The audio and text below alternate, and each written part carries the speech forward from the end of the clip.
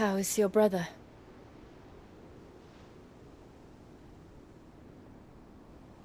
Asleep, since I returned from the Dominion. Taya says he should be back on his feet soon enough. For a while, at least. She discovered something on his chest. A swelling, circled in stone. The curse.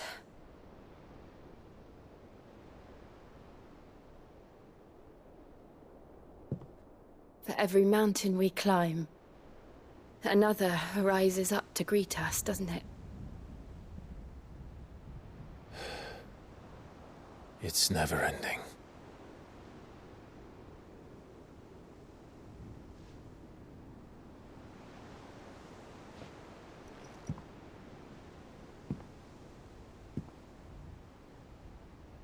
Even the sky seems to have grown tired of it all.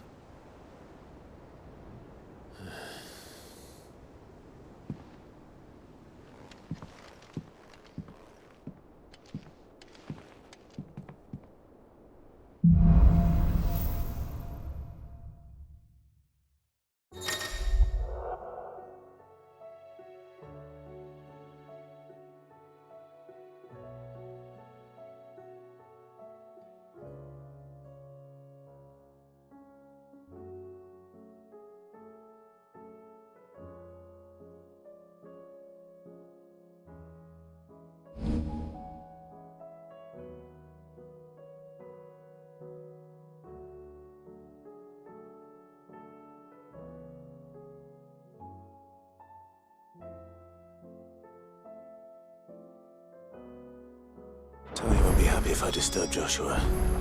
While he rests, I might as well see what Otto has to say.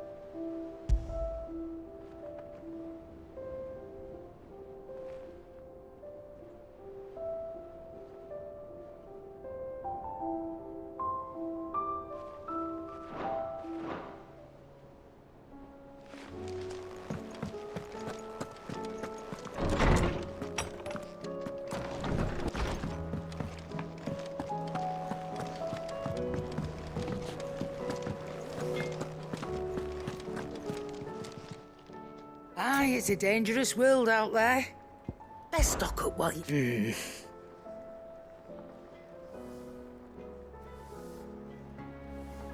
The whole realm's in chaos.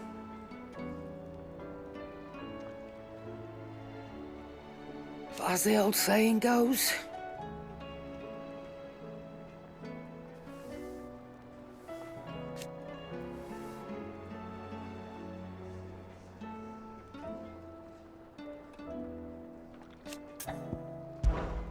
if you're gonna buy something, be quick about it.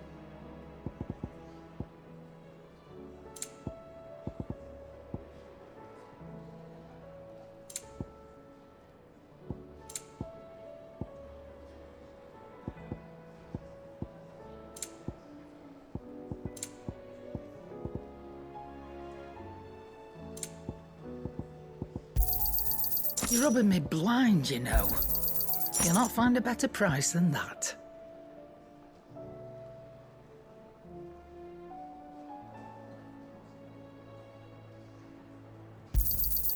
You're rubbing me blind, you know.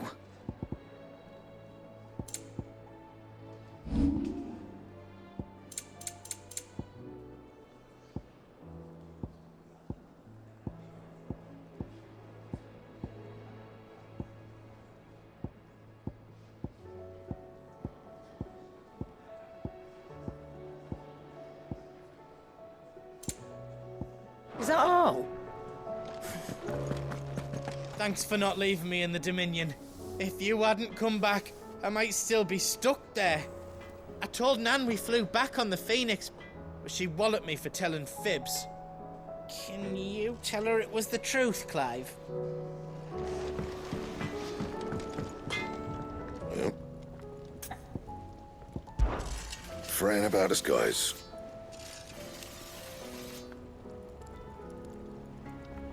Unless that is... What do you want?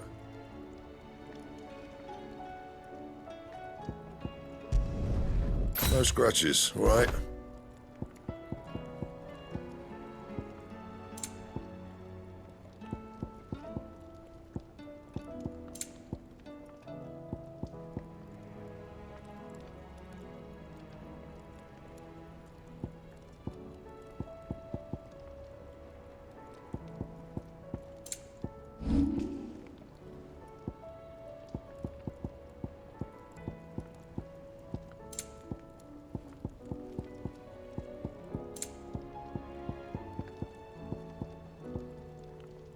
That it?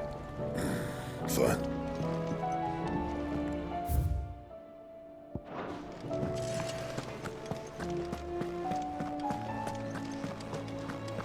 Seems the hideaway is lost.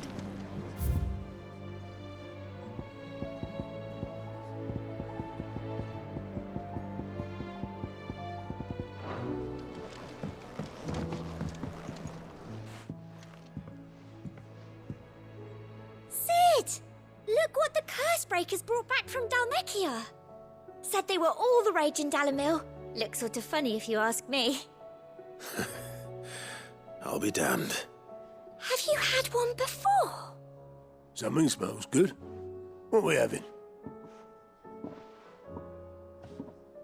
Bombs! And they are good. You should try one.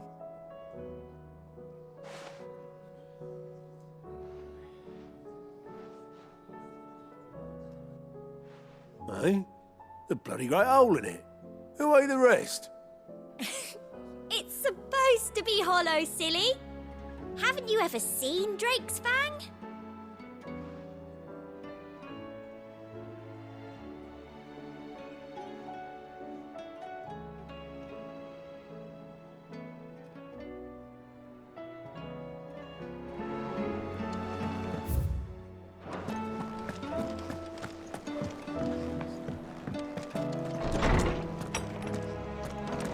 Is a storm coming, Sid? I was wondering when next you'd visit. With the darkening skies,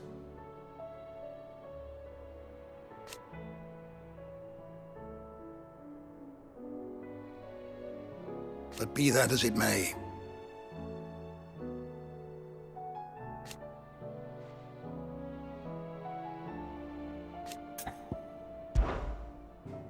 don't believe you've read this particular chapter before. There is a rather fascinating excerpt I've been meaning to show you. If you have a question for me, I should be happy to answer it. Sid, did you know that chocobos are far more resilient to the effects of ether than most other beasts?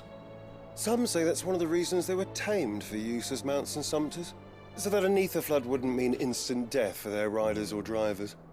Me, I reckon they built it up over generations. Too many foolish traders driving their birds into floods, and only the toughest surviving.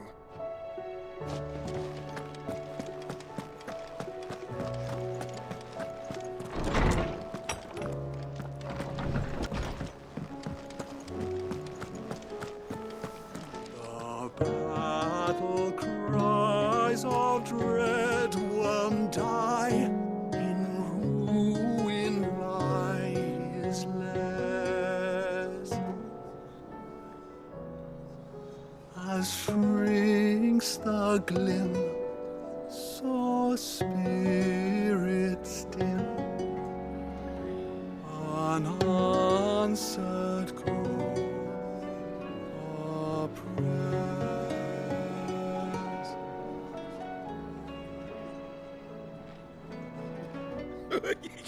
Ivan's newest dish is a masterpiece. Oh, the moon.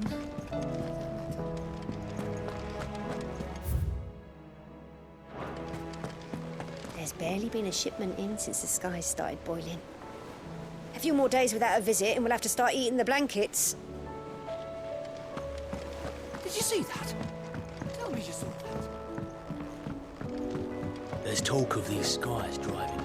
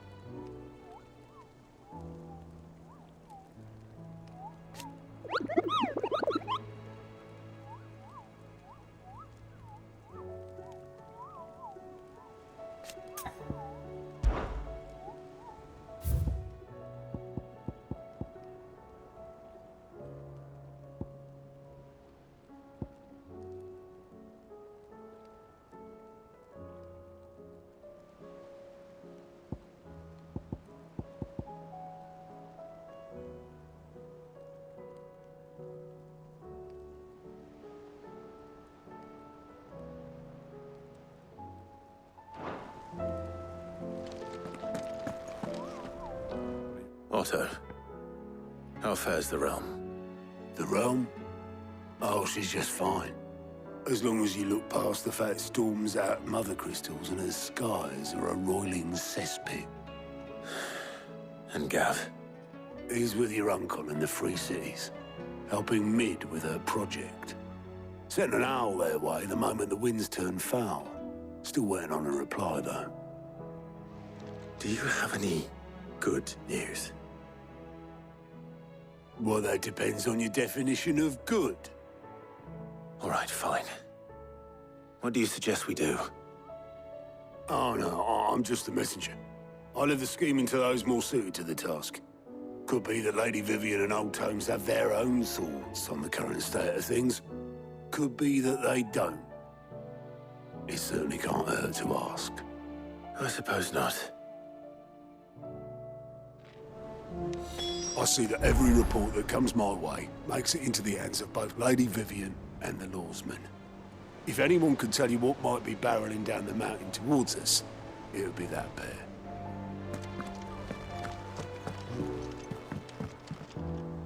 How is it that every one of your little excursions presages some inexplicable catastrophe? Not that you are to blame for the Dominion's fate. No one could have predicted the actions of the Crown Prince. I'm sorry I couldn't save your home. My countrymen are stronger than you think. A few toppled clock towers won't break their spirits. They'll be back on their feet in no time. I hope so. Look at us. Bluer than a pair of bog crabs. Tempting though it may be, sulking will not help us find a solution to this mess. You believe there's one to be found? I don't know. But I am certain we're more likely to find it if we first examine the facts.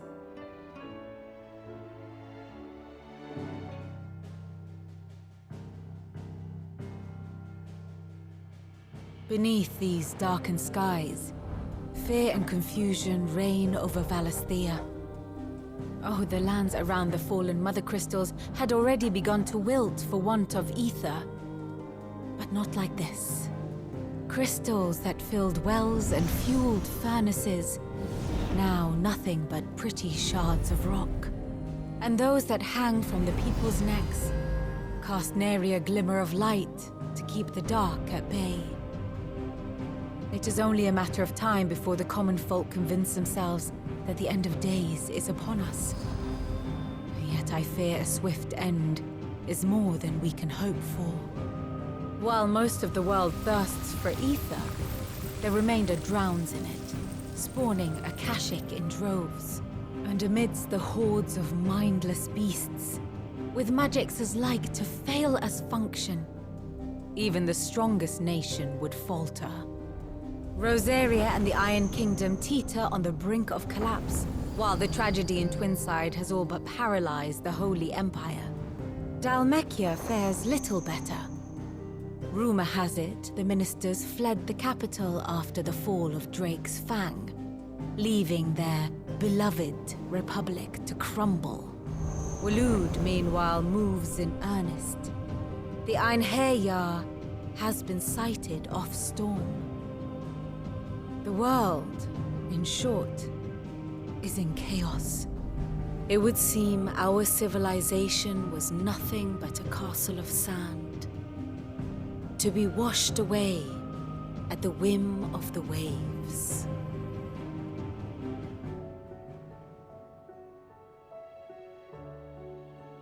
A castle of sand.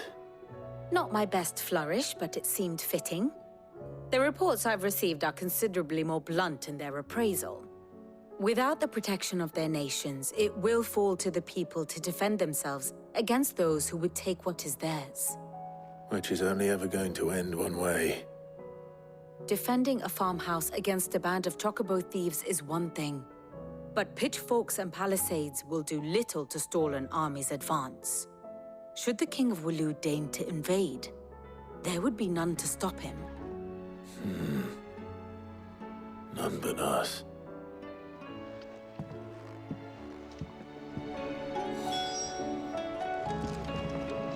Clive.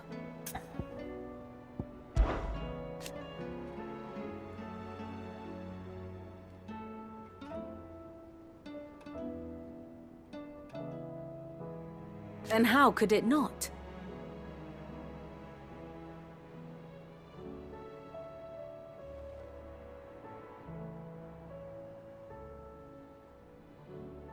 But are we any better?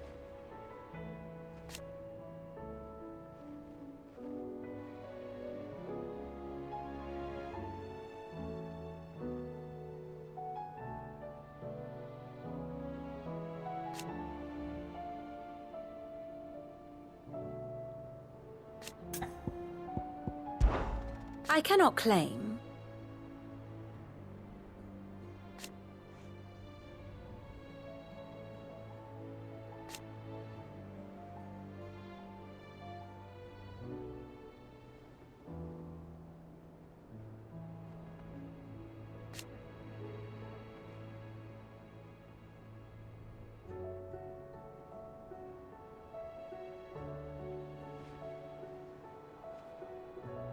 Such are the wages.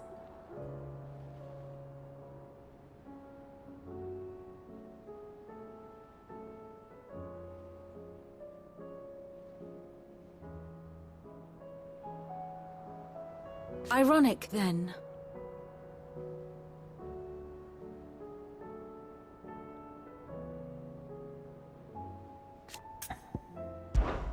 Allow me to educate you.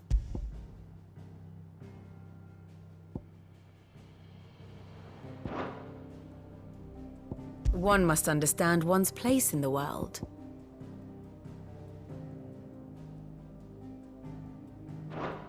The state of the realm is ever-changing, Clive.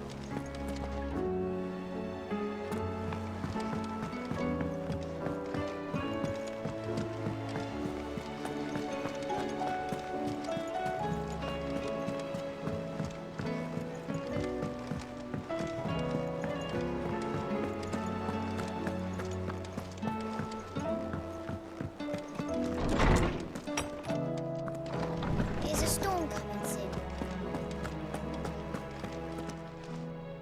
Let me guess. You're here about the skies. Is there anything you don't know, Lawsman?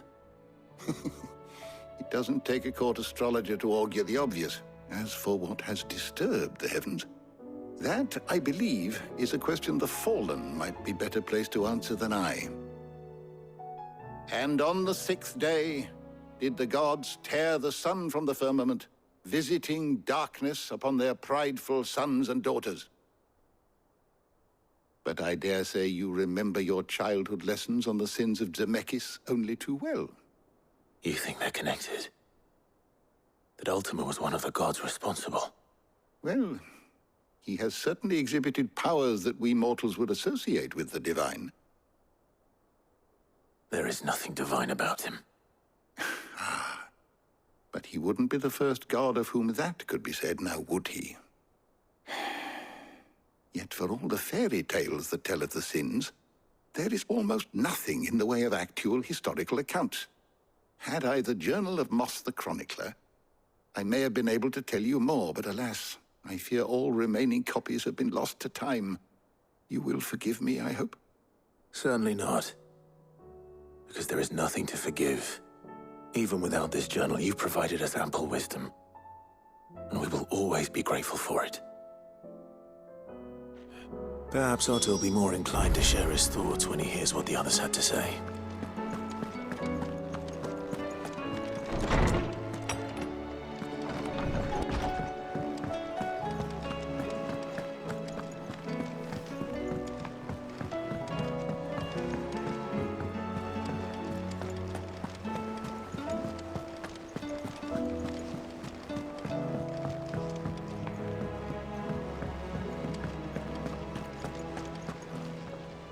Clive, we have a problem.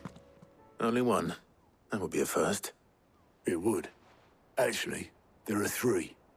We had as many owls arrive while you were at the shelves. Martha's got a Kashik out her gates, and talk of monsters roaming the hills outside of Northreach has put the wind up Isabel and her lot. And don't forget Dalimil. Lubor says the village was raided by bandits. When it rains... It fucking pours. The Cursebreakers are spread thin, taking stock of the damage in the Dominion. And even if I could get word to all of them, I doubt they'd get here in time to make any real difference. Which means there's only 2 people who can. Jill and I. Let them know we're on our way. The messages from Martha, Isabel and Lubor weren't long. But what they lacked in detail, they more than made up for in urgency. Our friends need your help. I'm ready when you are, Clive. How are you doing? I don't mean to be gloomy.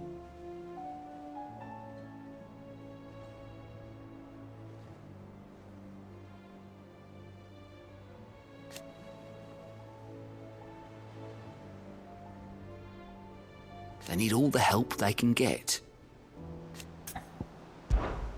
Anything catch your eye?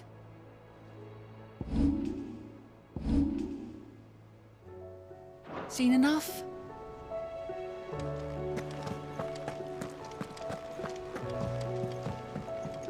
Back again? Allow me to educate you. Study it well, Clive.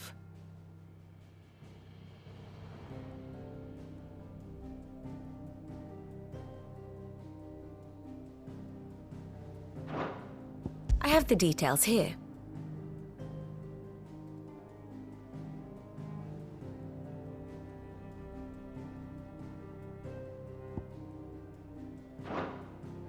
Very good.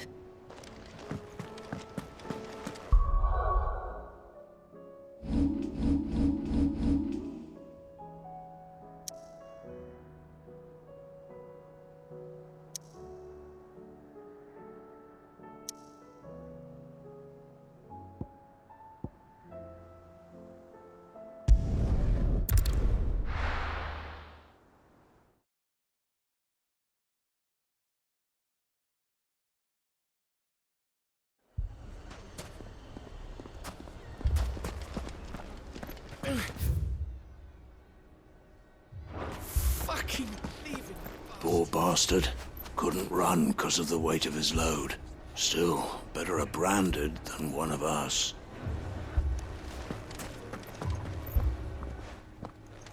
Sid!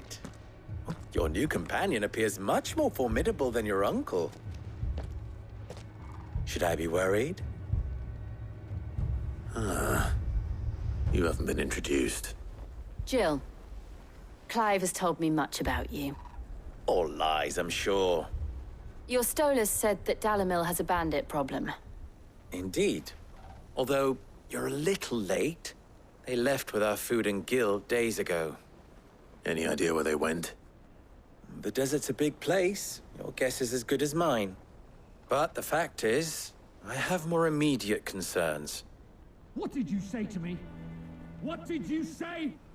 Ah, as if by magic.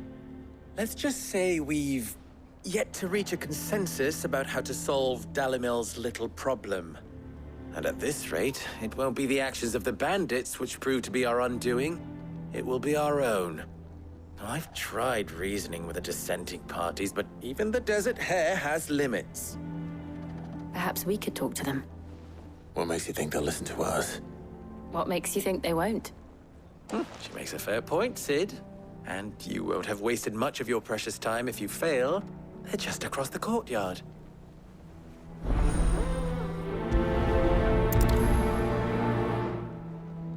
Suppose we just follow the shouting. They're both as stubborn as the lover's pox, and every bit as irritating. The more one insists on their proposed plan of action, the more the other rails against it.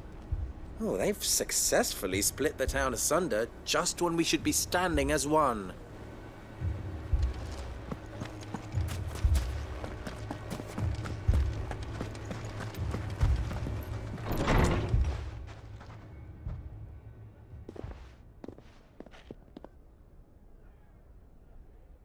You wouldn't talk like that if it had been your men whose throats were slit. Blood for blood, it's the only way. We hire mercenaries and have them mount the bandits' heads on our walls as a lesson to the rest. And what happens when those mercenaries are slaughtered like your men? Are you going to hire more? We're better off using that coin to buy food and supplies. If we hire mercenaries, the only thing we're buying is the bandits' ire. And you cannot fill empty bellies with that. Do you hear me? But what happens when they come back? Maybe it'll be your throat that's slit. That's enough. Both of you. Any more of this and I'll throw you out myself. Come back when you're ready to talk like adults.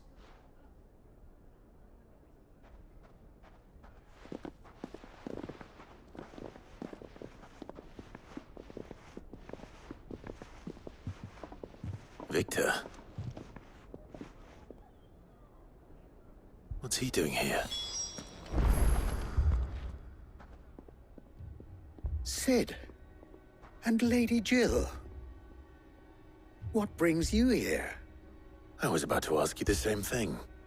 Costness is in chaos, and the markets have all but ceased to operate. The Briar's Kiss here in Dalimil is the only place I can reliably obtain supplies. I was here to do just that when Master Lubor told me of his troubles. He thought I might be able to talk some sense into these fools. But if you're here, I suppose his patience must be waning. Who are those people? Those were the thorns in Lubor's side. And the reason this place might be headed the same way as Costness. It's these accursed skies. The darkness is enough to drive a man to madness. Or an entire city, for that matter. We're still working on the skies. But in the meantime, perhaps we can find a solution to Dalimil's problems. I hope so. For all our sakes.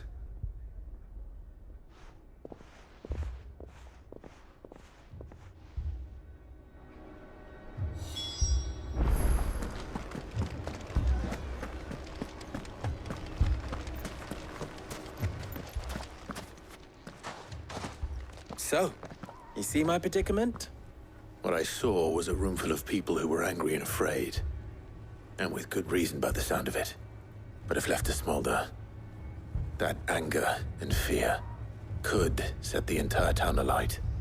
My thoughts exactly. What to do? Both sides wish to protect their homes and livelihoods, if only they could agree on how. But as long as they are divided, we are vulnerable.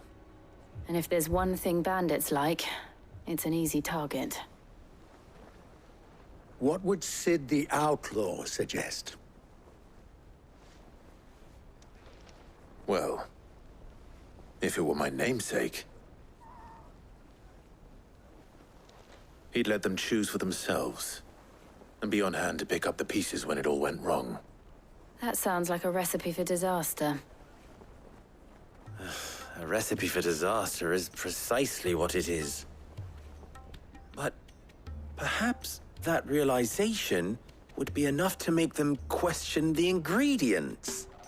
While it's plain neither Conrad nor Natalie will countenance the other's proposal, it may still be possible to make them doubt their own. Before presenting them with a third option. And that would be? To pool our resources and save the city ourselves. Why fight each other? When all that fear and anger can be directed at the bandits. It appears we have a plan of action. Victor, pay Conrad a visit. See if you can't convince him of his folly. I'll speak with Natalie. As you wish. Your faces are not well known in this town. That may prove useful. Don't worry, Victor and I will do most of the talking. You need only play along. Play along? What he means to say is yes.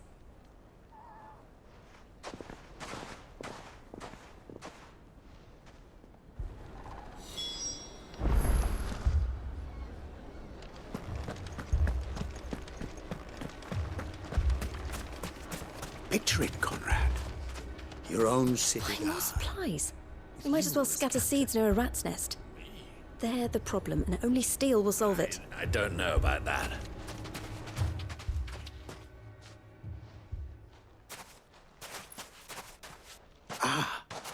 Here she is. The Lady of the Spear herself.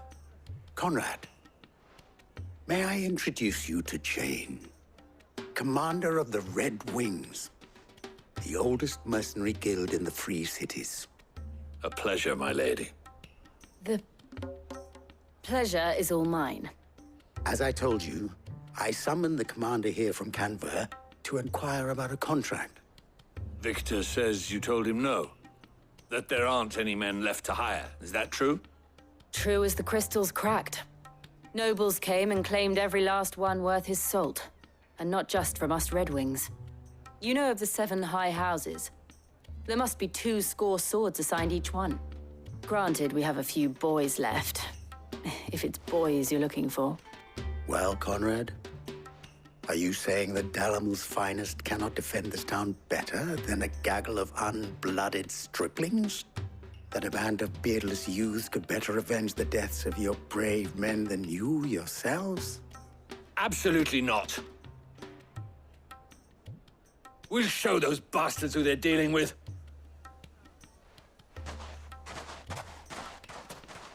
I can't believe that actually worked. Conrad's not what you called the brightest candle in the crypt.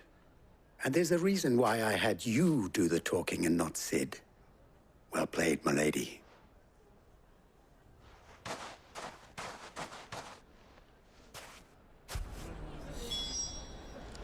Next thing you know, Natalie'd be offering the bandits bed and board. Then let us band together and show these brutes that Dalimil is not to be trifled with. If you're wondering why Dalimil's in such a sorry state, you can blame the bandits. Them and the mercenaries who are guarding the gates. Though I can hardly fault them for running. Fighting would have meant death. Did for more than a few. A shop. If I had my pickaxe, I would... I mean, it may still be possible. All this after the last sellswords we paid for proved themselves such reliable souls. You'd have us throw good gill after bad. Never poke a hornet's nest, they say. Conrad's going to get us all killed. Ah, here he is now. Natalie, allow me to introduce Lord Underhill of Randalar's prestigious League of Merchants. Lord Underhill. At your service. Underhill? I was just telling the good lady of our conversation, my lord, and how you were lamenting the state of the capital's stores. Lubor says that not only are the granaries almost empty, but that war and the Blight mean this season's harvest won't be enough to fill them for winter. Indeed, certainly that is the case. The nobles in the capital are buying up the city's stocks of barley and wine, driving the prices higher than most commoners can afford. It is only a matter of time before the peasants revolt. It is worse than I thought. If what Lord Underhill says is true, I fear we have little hope of supplementing our stores, meager though they regrettably are. And while I applaud your endeavors to dissuade our more bellicose citizens from seeking vengeance, I sense Conrad is not wrong in his assessment of the bandits' likely return. Which means that now, more than ever, we will need to secure what little we still have. Food, weapons, herbs, everything. If our humble town is to endure not only this hardship, but those that are certain to follow, we must stand united. All right. If it will help to protect my home, I'll do it. But you needn't have gone through this charade.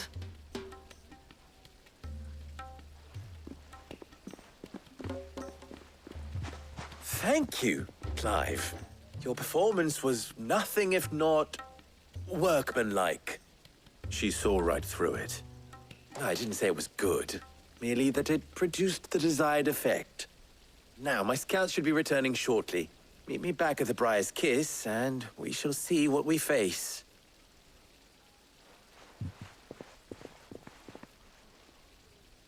I'm not convinced our roles in this ruse were entirely necessary. I don't know. Conrad seemed quite taken with you. Can to defend what little we have.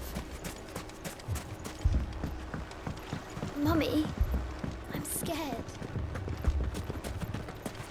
Oh, I'm ruined. Good news, Sid. Both Conrad and Natalie have somewhat gracefully accepted their new roles. With time, they may even learn to... Time no longer appears to be the luxury it was before lunch. I take it your scouts found the bandits. Technically, it would be the bandits who found my scouts. It appears they march for Dalimil as we speak. All of them. You're not serious. They don't just want food, they want the whole damn town.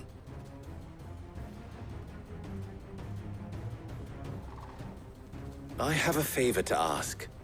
I'm told the bandits march in two groups, one from the south and one from the desert, in a move doubtless intended to stretch our already gossamer-thin defenses. Very well. Jill and I will meet those from the desert. But what of the rest? The rest, my friend, the city shall fight. Together. The stakes, I concede, are high. But if this does not unite Dalimil, nothing will. That is a lot of faith to put into those who had their hands around each other's throats but a moment ago. Then it will be for us to see that their hands are kept occupied. And I do mean us. I thought you might say that. We'll hold them off for as long as we can. And we will do the same.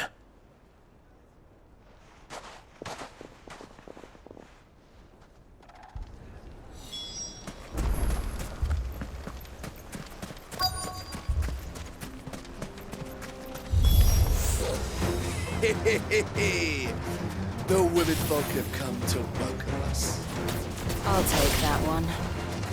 He's all yours.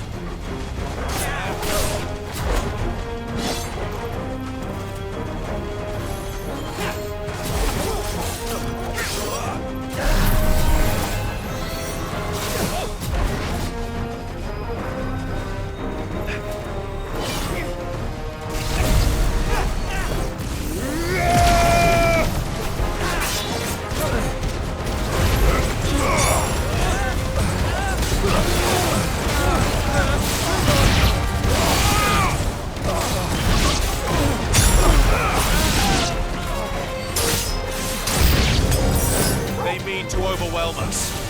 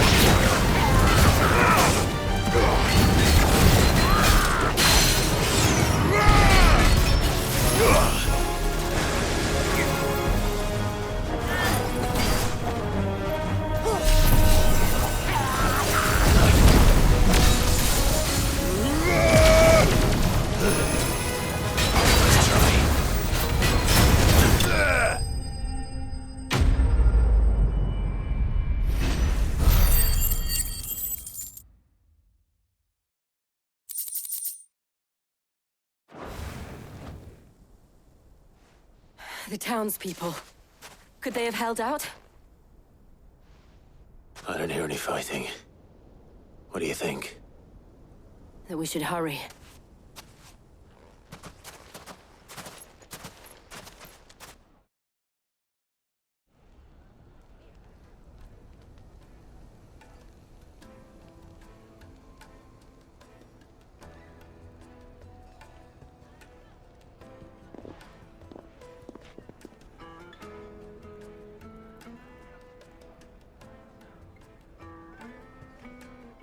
Natalie, I owe you an apology. You did well out there.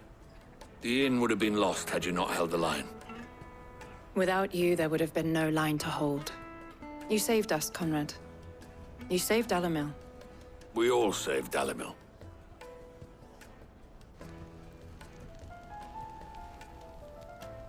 Conrad seems to have had a change of heart. I'd say they both have. I take it from your presence that our visitors from the desert won't be joining us either. Pity. The plan worked, Sid. Granted, it only took an army of bloodthirsty bandits at our gate. Calm now, Victor. Why quibble over the details? We are united, and that is all that matters. As for you, Sid, you fight considerably better than you act. I'll take that as a compliment.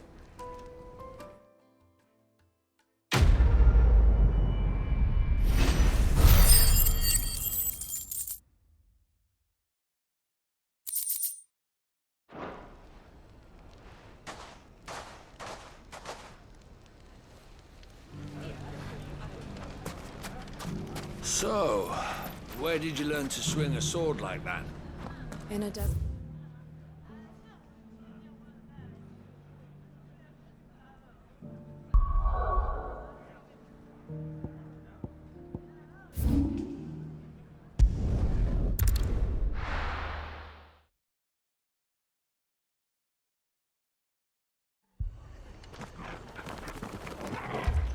The Akashic attacked us out of the blue.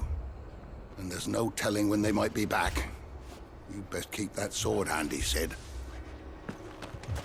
This man's gonna die if we don't get him to a healer.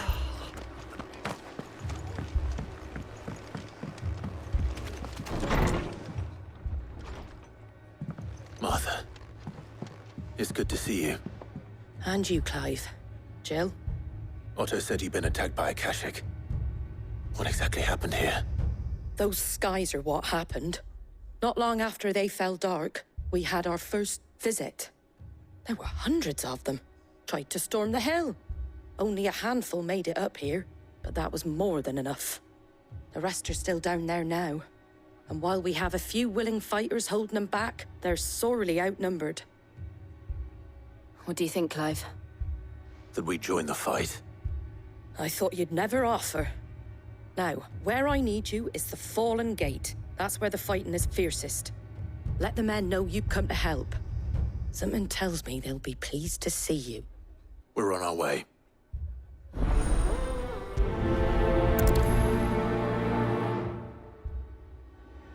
If they ain't... Do you think there are as many as Martha says? More.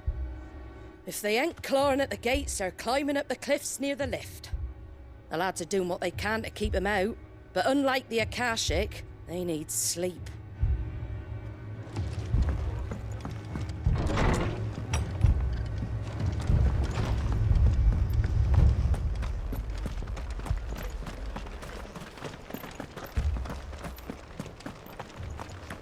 You don't think they've abandoned us, do you?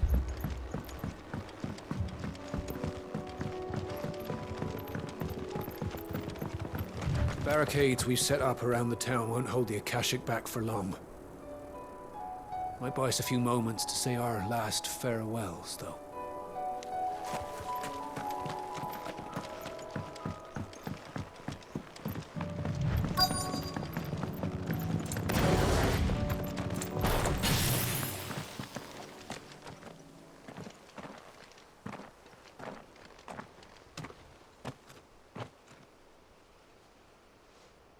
Clive, wounded.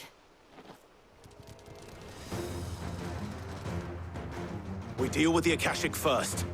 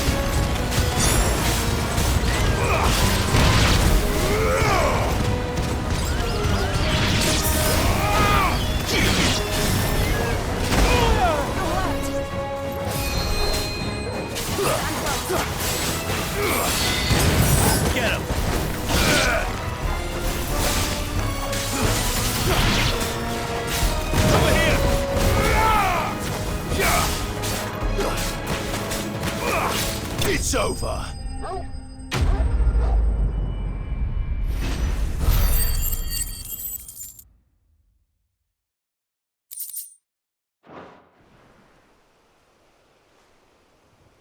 These men don't have the look of hired swords.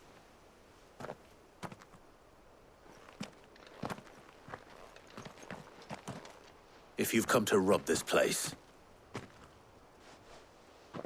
You are mistaken, my Lord Rosfield. We're here by Madame Martha's leave. how do you know my name?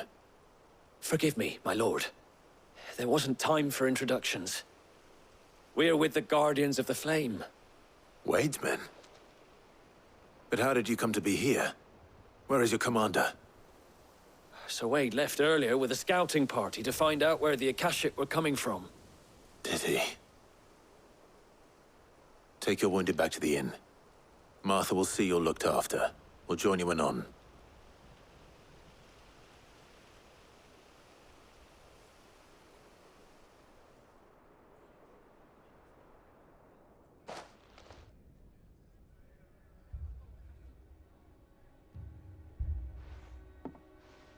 And to think you took them for thieves.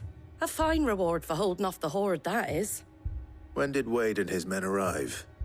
Not long after Rosalith fell, the Guardians asked me to shelter some of them that had lost their homes. They were making ready to leave just as the skies turned, and we agreed it was best we stuck together. Martha! Trouble! The scouting party's almost at the lift, but they got a pack of Akashic snapping at their heels! And they got wounded with them! They're not gonna make it! Damn it all. We'll worry about them, Martha. You look after everyone here. If any can still fight, send them to the lift. I will. You two be safe now. The lift can only carry a few at a time.